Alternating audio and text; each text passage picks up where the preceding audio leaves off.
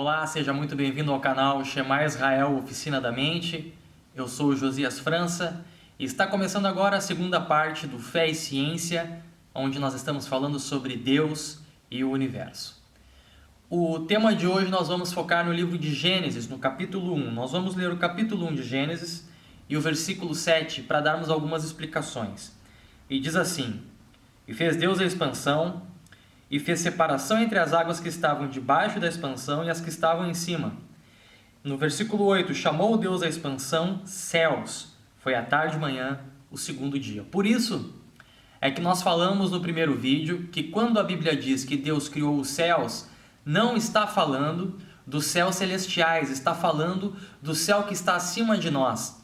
A própria Bíblia está dizendo, no livro de Gênesis, que o céu, as águas de cima, como está escrito em hebraico, Hashamayim, águas de cima, Deus chamou expansão, ou seja, aquilo que está acima dos céus, Deus chamou de expansão.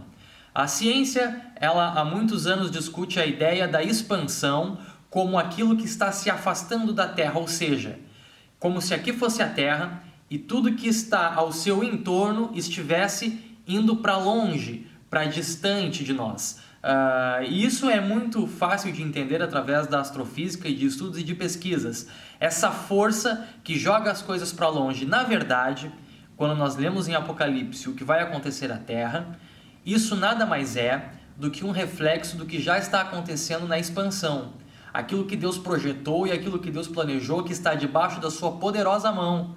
Então a ciência apenas está testificando aquilo que nós lemos em Apocalipse. Na continuação desse texto de Gênesis, veja o que está escrito. Gênesis 1, a partir do versículo 14, que é uma das partes mais interessantes.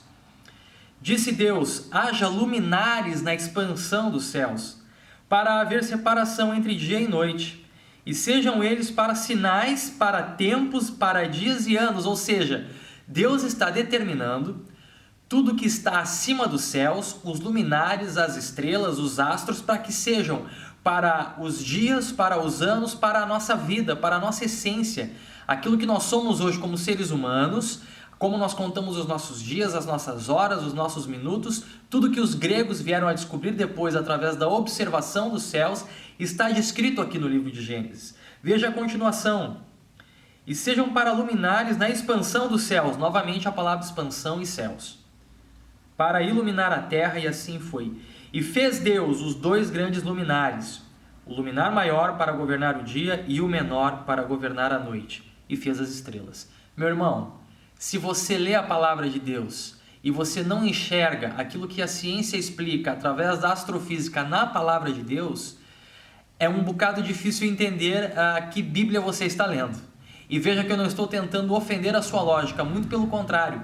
A palavra de Deus, ela está nos trazendo um capítulo inteiro onde nós vemos ciência movendo-se através da palavra de Deus.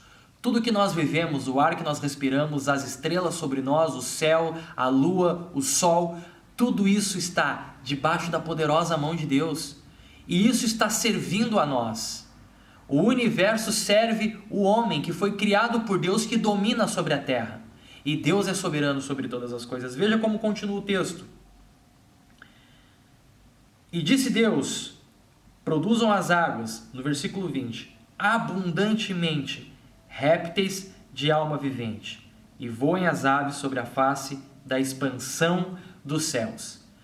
Aqui então nós vemos um versículo em que Deus diz para que as águas produzam os répteis de alma vivente. Nós sabemos que dentro da teoria da evolução, existe uma parte apenas sobre essa parte da evolução da vida que surgiu através da água. Na verdade, Darwin, antes de estudar biologia e antes de ser um cientista, ele era um teólogo. Darwin estudava teologia antes de estudar biologia. Então é natural que nós encontremos dentro das teorias de Darwin algumas coisas que nós vamos ler em Gênesis. Por que isso? Porque ele se fez disso, ele usou disso para promover a sua teoria. Quando ele escreve que a vida surge da água, ele nada mais está fazendo do que tirando essa informação da Bíblia, que está dizendo que Deus mandou para que as águas produzissem os répteis. Mas preste atenção, Deus mandou para que as águas produzissem os seus répteis, para que a terra produzisse as suas árvores e toda a questão de flores e gramas e etc. Mas o homem, Deus o fez com a sua mão. Não há evolução no homem. E o processo de evolução, que seria assim dito, na verdade, está debaixo de um processo de ordem de Deus e de criação, aonde dentro daquele ambiente que é a água, com elementos químicos específicos que estão na água por causa da posição da Terra no universo, por causa desses elementos, a água tinha condições de produzir os peixes. Então, essa ordem evolutiva está debaixo de uma criação restrita a esse ambiente. Restrita ao ambiente da água. É bom a gente separar isso para depois não dizerem, o Josias disse então que o homem evoluiu. Não. Existe um processo de criação e evolução dentro da água que está especificado nesse versículo, onde o mar produziu os répteis. E como o mar produziu? Isso é ciência. Ciência ordenada por Deus. Que é nisso que nós cremos e estamos falando nesse estudo. Eu espero que você tenha gostado da segunda parte, onde nós agora entramos mais a fundo na Bíblia, para mostrar a ciência descrita na palavra e mostrar para você que, na verdade, a ciência ela está lutando para desconstruir Deus, mas não consegue. Sabe, um dos astrofísicos mais famosos, que já faleceu, Stephen Hawking, ele escreve no livro, um dos seus livros, O Universo numa Casca de Nós, que ele está lutando, isso quando ele ainda estava vivo, óbvio, e estudando para descobrir a origem do universo, porque se a ciência descobrir a origem do universo, ela descobre a origem de Deus. A grande luta de Stephen Hawking na sua vida inteira sempre foi a sua divisão entre ciência e fé, porque a sua esposa era cristã. E ele tinha dentro de si uma ânsia em descobrir Deus no universo. Mesmo que muitas vezes ele negasse o poder do Altíssimo, ele sabia reconhecer que o que ele estava fazendo nada mais era do que tentar descobrir Deus no universo. E no seu livro, Uma Breve História do Tempo, ele escreve algo fantástico. Ele diz assim, que se a ciência admitir que o universo funciona perfeitamente como uma harmonia e que alguém ligou a chave para que ele funcionasse, a ciência está admitindo que há alguém sobre o universo e logo a ciência está admitindo a pessoa de Deus.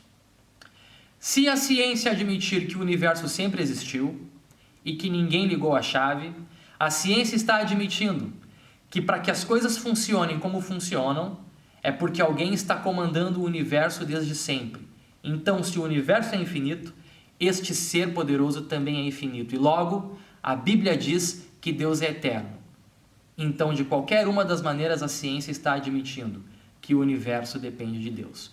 Procure esses livros, O Universo numa Casca de Nós e Uma Breve História do Tempo. Leia e fascine-se com o universo e como Deus criou e como Deus nos mantém até hoje debaixo da sua poderosa mão.